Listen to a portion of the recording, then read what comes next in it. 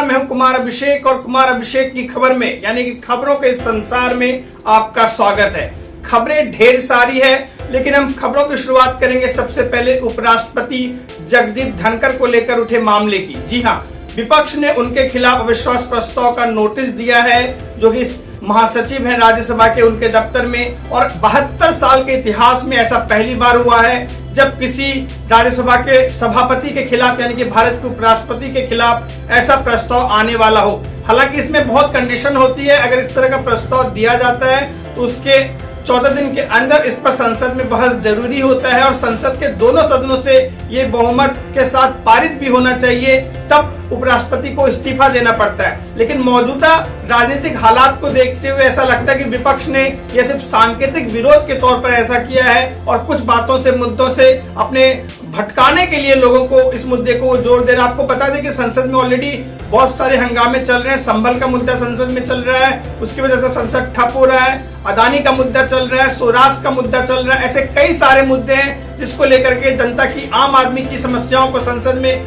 नहीं उठने दिया जा रहा है। तो इसका जिम्मेदार कौन है, विपक्ष या फिर सत्ताधारी दल? इस बात का जवाब आप खुद अपने आप को अंदाजा लगाइए। हम इस पर कुछ कहने के काबिल नहीं है, क्योंकि आप भी सब तमाशा टीवी पर देख रहे हैं और सोशल मीडिया पर आपको भी सब कुछ पता चल रहा है। लेकिन बात यह है कि लोकतंत्र के महामंदिर में अगर लोकतंत्र का काम ही ना हो तो फिर हम जो सांसदों को चुनकर भेजते हैं तो उसका क्या मतलब रह जाता है। इसके लिए सबको सोच विचार करने की जरूरत है और हमें उम्मीद है कि आपको भी ये सब समझ में आ रहा होगा।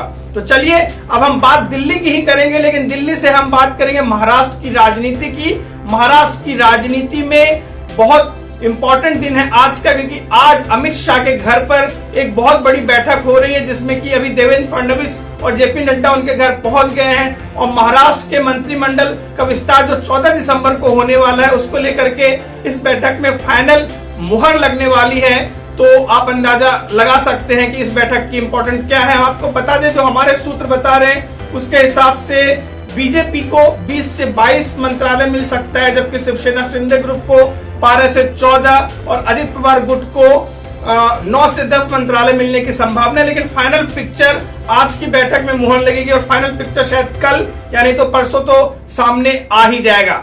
वही हम बात करेंगे आज मल्लिकार्जुन खड़गे की भी, जो कि कांग्रेस के अध्यक्ष हैं और पार्टी की कमान संभाल रहे हैं। लेकिन अभी इंडिया गठबंधन में तमाम विरोधाभास चल रहा है। ममता बनर्जी को लीडरशिप में दिया जाए या राहुल गांधी को दिया जाए। संसद के कार्रवाई को लेकर के आज राहुल गांधी ने लोकसभा के अध्यक्ष ओम बिरला से बातचीत भी की और उन्होंने कहा कि वो मुद्दे ऐसे उठा रहे जो जनता के मुद्दे हैं और वो भी चाहते हैं कि संसद चले, लेकिन इसके लिए दोनों तरफ से बात होनी चाहिए। तो ओम बिरला ने उनकी बातों को सुना और कहा कि वो इस मामले को देखेंगे। वहीं पत्रकारों से बातचीत करते हुए राहुल गांधी ने बीजेपी पर आरोप लगाया कि वो लोगों को ध्यान भटका रहे हैं और मुद्दों की बात नहीं कर रहे हैं, अदानी की बात नहीं कर रहे हैं, क्योंकि अदानी का वो सपोर्ट कर रहे हैं और वो इस मामले को दबाने की कोशिश कर रहे हैं। तो वहीं दूसरी ओर मल्लिकार्जुन खड़गे ने जो महाराष्ट्र में हार हुई है जो महाविकास अघाड़ी की, उसको लेकर के भी इंफॉर्मेशन दिया है और ऐसा कहा जा रहा है कि इंडिया गठबंधन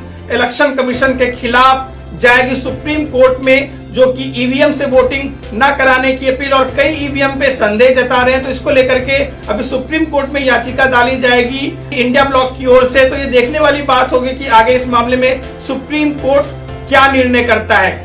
वहीं दूसरी तरफ हम बात करेंगे एक आत्महत्या की। जी हाँ, आत्महत्या इंसान जानबूझकर नहीं करता है। ऐसी परिस्थिति हो जाती है कि उसे आत्महत्या करना पड़ता है। कुछ ऐसा ही वाकया हुआ है बेंगलुरु में। बिहार के रहने वाले अतुल ने आत्महत्या कर ली और आत्महत्या करने से पहले उसने 1 घंटे 20 मिनट का एक वीडियो भी बनाया और उसके बाद अपने बच्चे के नाम से एक गिफ्ट छोड़ा और कहा कि जब मेरा बच्चा 18 साल का हो जाए तब इस गिफ्ट को खोला जाए। और उन्होंने साथ में ये भी लिखा है अपने नोट में और उन्होंने बताया है इस वीडियो में कि अगर मुझे इंसाफ मिलता है, क्योंकि उनका कहना है कि उनके ससुराल वाले और उनके पत्नी, उनकी खुद की पत्नी उनको टॉर्चर कर रही है, इसलिए वो ऐसा कदम उठा रहे हैं। उन्होंने ये भी माफी मांगी अपने माता पिता और भाइयों से कि ऐसा करना वो नहीं चाहते हैं, लेकिन उनके पास अब कोई रास्ता नहीं बचा है, तो माफ कर देना मुझे। और उन्होंने कहा है कि अगर इंसाफ के मंदिर में मुझे इंसाफ ना मिले तो मेरी अस्थियों को उसी कोर्ट के सामने बहा देना जहां मेरी सुनवाई चल रही है, मेरे से जुड़े मामले की सुनवाई चल रही है, और अगर मुझे इंसाफ मिला तो मुझे मेरी अस्थियों को गंगा में विसर्जित कर देना।